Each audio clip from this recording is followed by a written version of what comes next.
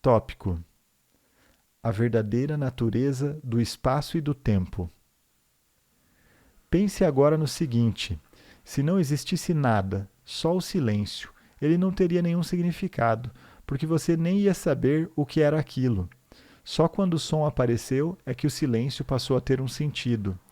Da mesma forma, se só existisse o espaço sem nenhum objeto, ele também nada significaria para você. Imagine-se como um ponto de consciência flutuando na imensidão do espaço, sem nenhuma estrela, nenhuma galáxia, somente o vazio. O espaço não teria imensidão, ele nem estaria ali. Não haveria velocidade, nem movimento de um ponto para outro. São necessários ao menos dois pontos de referência para que a distância e a velocidade possam ter um significado. O espaço só passa a ter um significado no momento em que a unidade se transforma em dois, e em que, como dois, se transforma em 10.000 coisas, que é como Lao Tse chama o mundo manifesto. É assim que o espaço se amplia cada vez mais.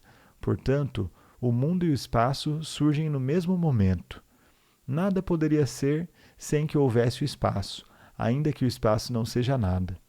Mesmo antes que o mundo existisse, antes do Big Bang, se você preferir, não existia nenhum espaço vazio esperando para ser preenchido. Não existia nenhum espaço, assim como não existia coisa alguma. Só existia o não manifesto, a unidade. Quando a unidade se transformou em 10.000 coisas, o espaço, de repente, mostrou que estava ali, permitindo que as 1.000 coisas existissem. De onde ele terá surgido? Será que Deus o criou para acomodar o mundo? Claro que não. O espaço é coisa nenhuma, portanto ele nunca foi criado. Saia de casa em uma noite clara e olhe para o céu. Os milhares de estrelas que podemos ver a olho nu não passam de uma fração infinitesimal do que existe lá por cima. Os telescópios mais potentes já conseguem identificar 1 bilhão de galáxias, cada uma formando um mundo isolado, contendo cada qual bilhões e bilhões de estrelas. Ainda assim, o que inspira mais respeito é o próprio espaço sem fim, a profundidade e a quietude que possibilitam que toda essa grandeza exista. Nada poderia inspirar mais respeito e grandiosidade do que a inconcebível imensidão e quietude do espaço. E ainda assim, o que ele é? Um vazio, um imenso vazio. Aquilo que se apresenta para nós como espaço, no nosso mundo percebido através da mente e dos sentidos, é a forma exteriorizada do próprio não manifesto. É o corpo de Deus.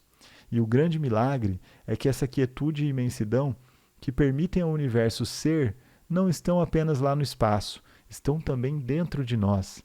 Quando estamos inteira e totalmente presentes, nós o encontramos como o espaço interior e sereno da mente vazia. Dentro de nós, ele é imenso em profundidade, não em extensão. A extensão espacial é, em última análise, uma percepção distorcida da profundidade infinita, uma característica da realidade transcendental única. Afirmação: de acordo com Einstein, o espaço e o tempo não são coisas separadas. Não entendo muito bem, mas acho que ele está dizendo que o tempo é a quarta dimensão do espaço. Ele chama isso de o contínuo do tempo e espaço.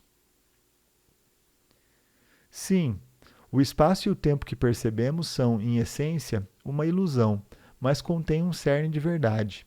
Correspondem às duas características essenciais de Deus, que são a infinitude e a eternidade, vistas como se tivessem uma existência externa, fora de nós.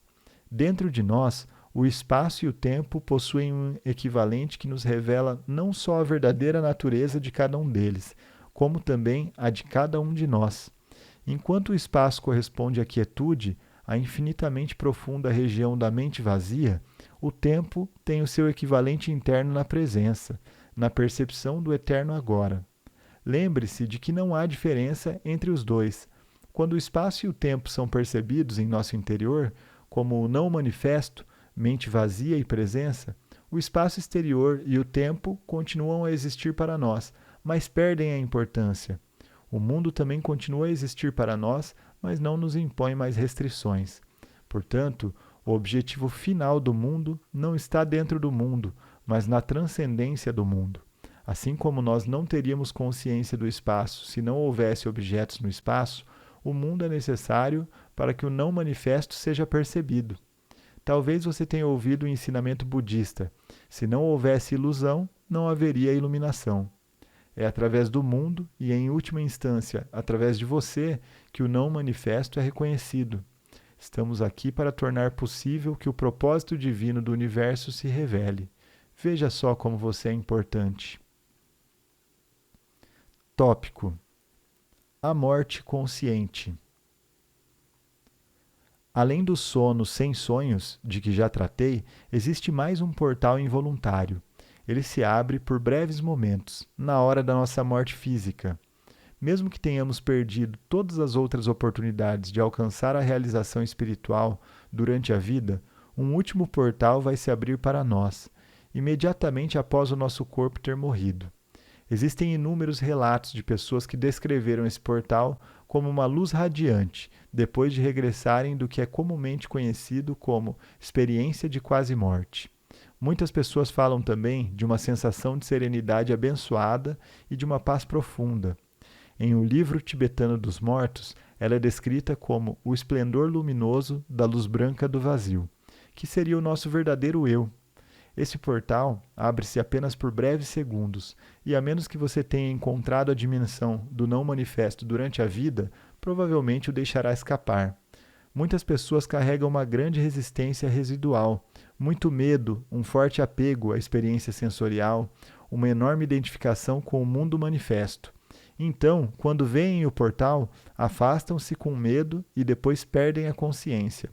Muito do que acontece depois disso é involuntário e automático. Posteriormente, poderá haver um outro ciclo de nascimento e morte. A presença delas não foi ainda forte o bastante para uma imortalidade consciente. Pergunta: então atravessar esse portal não significa destruição?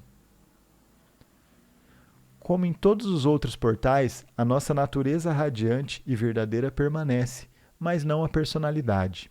Em qualquer caso, aquilo que for verdadeiro ou de real valor em nossa personalidade é que vai se revelar através dela, como a nossa verdadeira natureza. Isso nunca se perde. Nada que seja de valor, nada que seja real, jamais será perdido. A aproximação da morte e a morte em si, a dissolução da forma física, é sempre uma grande oportunidade para uma realização espiritual.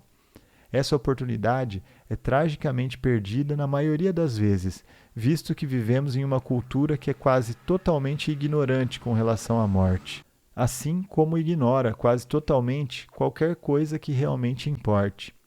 Todo portal é um portal da morte do falso eu. Quando o atravessamos, deixamos de extrair a nossa identidade da nossa forma psicológica construída pela mente. Percebemos então que a morte é uma ilusão, do mesmo modo que a nossa identificação com a forma era uma ilusão. O fim da ilusão. É isso que a morte significa. Ela só é dolorosa enquanto permanecemos presos à ilusão.